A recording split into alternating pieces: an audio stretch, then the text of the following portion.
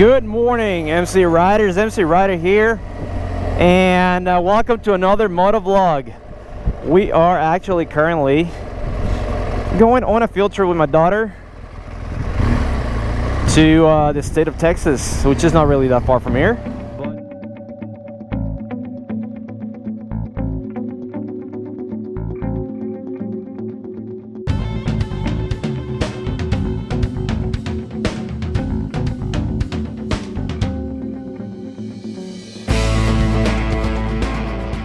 So anyways, I want to talk to you guys about some of the accessories I had added to this bike. The reason why is because I think that these accessories are, in my opinion, a must-have on the R1200GS, especially if you are going to be using this motorcycle as your daily vehicle like I do.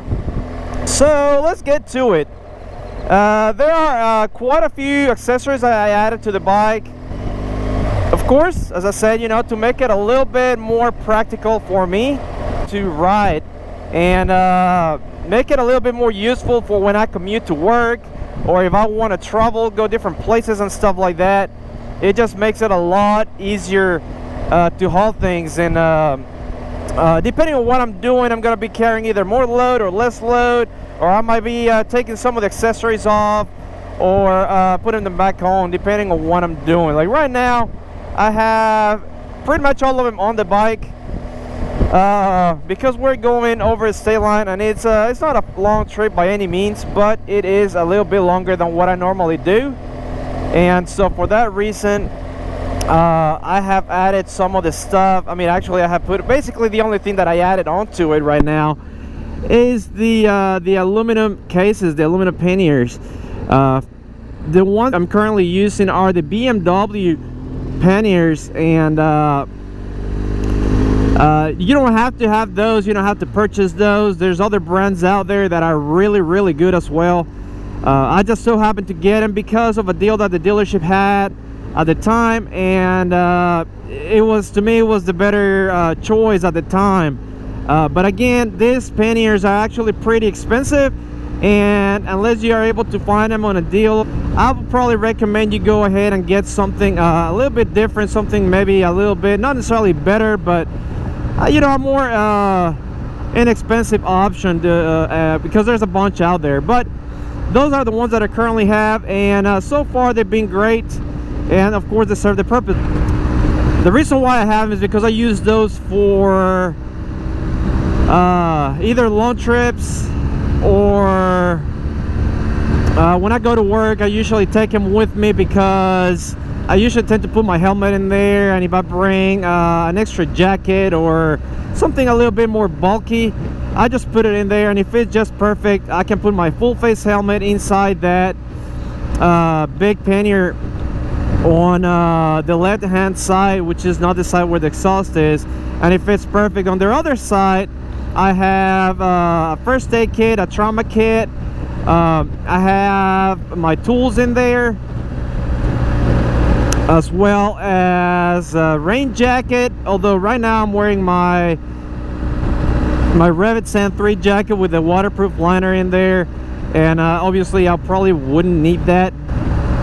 And of course I have other stuff in there as well that will help with the you know, just little things, little accessories that will help me on my daily commute or some long trips as well. So that's basically the panniers. Most of them I'm gonna put the links to where I got them. Now the panniers, I got them at the dealership, so obviously there's no link, but I'm sure you can find some used ones for a pretty good price, maybe on eBay. And if you don't want the BMW for whatever reason, then you can get some other brands as well. Again, most of these accessories, if not all of them, I got them because I wanted something that would be useful. So a lot of these things aren't necessarily for looks more than utility. I want it to be useful, I want it to be practical and actually serve a purpose on my bike. So again, some of these things, and of course I wanted to keep like aesthetics pretty nice. I wanted the bike to still look nice, still look at the way, you know, it comes with. I don't even want to alter any of the looks of the bike, so I tried to do as much as I tried to do that as much as I could, you know, try to keep it looking the same. But anyways, Alright, so starting from the very front, I have a headlight guard. The reason why I got that is because the headlight that comes with this bike, it's an LED light. You can also get the bike with a regular light, not LEDs. But this one is the LED light, and basically high beam, low beam, and the driving light are all LEDs. And I'm thinking that it's for that reason that this freaking headlight costs $1,000. So if that breaks, you are gonna have to come up with $1,000 to replace it, plus labor. So I'm guessing somewhere around the neighborhood of $1,100 to $1,300 to replace that light, unless of course you do it yourself. But it's still gonna be at least $1,000 to replace a headlight. Which means basically if you crack that lens, you can't replace the lens only, you have to replace the whole headlight assembly. So that's extremely expensive in my opinion. So for that reason, I got the headlight guard, and that will protect the glass or the lens of the light, and protect the light itself from possible damage. Not to say that you can still hurt the light, but it will protect it from possible damage. So I think just by investing, I think that one costs about $125 for the headlight protector, the headlight guard. And the one I have installed is the I guess it's the clear one, the acrylic or clear one. So it's not the aluminum one, or the I think it's stainless steel, CNC stainless steel one that Touratech also has, which I think in my opinion looks better. But I went with this one because it protects the actual, it doesn't have any holes in it, so it protects the whole thing. And it also protects it from bugs and stuff, you know, when you're riding on the street or highway, or it does, like even off-road. They'll protect it, in my opinion, protect it a little bit better from mild things hitting the headlight. So and it does a great job so far. This bike comes with auxiliary lights, and I have some little Touratech as well, auxiliary light guards. These ones, they only come in a CNC aluminum, and they do have grooves and stuff. So, and again, I put pictures somewhere in the video so you can kind of see them. But this one is a CNC aluminum, and it's cut, and they look really good, and they do a pretty good job protecting the light. So I have those. I haven't gotten any hits on the light, so I don't know how awesome they're gonna be. There's a little there's something on those protectors that I wish they would have done a little bit better, and I'll show you what I mean when I get off the bike. I'll show you what it is that I had to do to be able to make it a little bit more I guess make it a little bit better in protecting the actual light itself. But I'll show you what I mean. I had to put some rubber bumps in there, but so I don't know if it's worth it or not yet to get them, but I have them, and I think the idea of having something to protect those lights is good. Next we have, if we move up to the instrument cluster, I have what is called Motoscan, and I got this on eBay, and I have a video of how to install that thing, and if you want to go ahead and look that, I'll probably put a link somewhere about that video. But the reason why I got that is basically a screen protector, kind of like you put on your phone, on your smartphone. It's basically the same thing. It's pre-cut to fit exactly you know, to your instrument cluster, and they come cut to each bike model. So they're basically, you can get it for each bike, whatever bike you have, and you install it basically the same way, you know.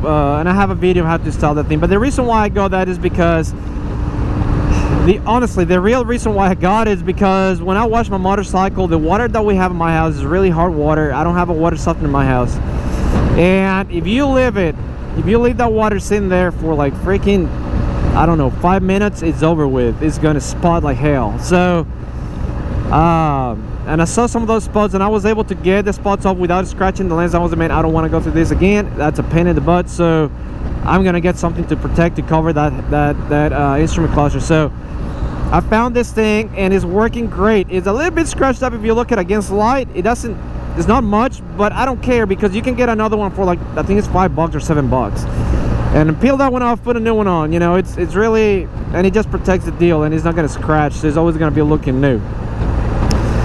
Okay, all right, my cell phone mount. I have the round mount. I think this is called the what is it, the X mount or something like that. A great mount. I found it extremely useful and very sturdy. It comes with a little mesh net looking thing to actually that wraps around the phone right here on the corners of the phone, and it secures the phone a little better. And if you're gonna be doing some off-road and stuff like that, I would probably suggest you put that on there to secure the phone better. But I've gone on some mild off-road riding, and without the little thing, the little mesh rubber looking thing that basically secures the phone a little bit better, and I have had no issues with it. The tension that you have on the X mount is sufficient enough to hold the phone, unless I guess you're jumping around and things, but it's actually great. I also have a regular iPhone charger. This is a coil one, and I got it on Amazon, and is the coiled I guess it's called pigtail whatever charger, and it's coiled. It's plugged into my little charger over there that I also got on Amazon, that plugs into the BMW, I guess it's proprietary BMW cigarette lighter like plug, but it's not the same size. So but it plugs into it and it works great. Okay, what else do we have on this motorcycle? Okay, yeah, they had the Handguard extensions. This car, there are the Givi ones, and I was in between the Givi ones and Touratech. The reason why I went with the Givi ones is basically because it gives you a little bit more weather protection. They're a little bit not necessarily, well, I guess they're a little bit taller than the Touratech, and it covers it gives you a little bit more cover from side to side. Like, it's completely goes from the one end to the guard to the other end, and it definitely increased the weather protection on those. And what I like about it is that you can go up or down. So if it's too hot, you just go down a little bit. You get more wind. If it's raining or if it's too cold, just bring it up and you get a little bit more protection there. So I like that.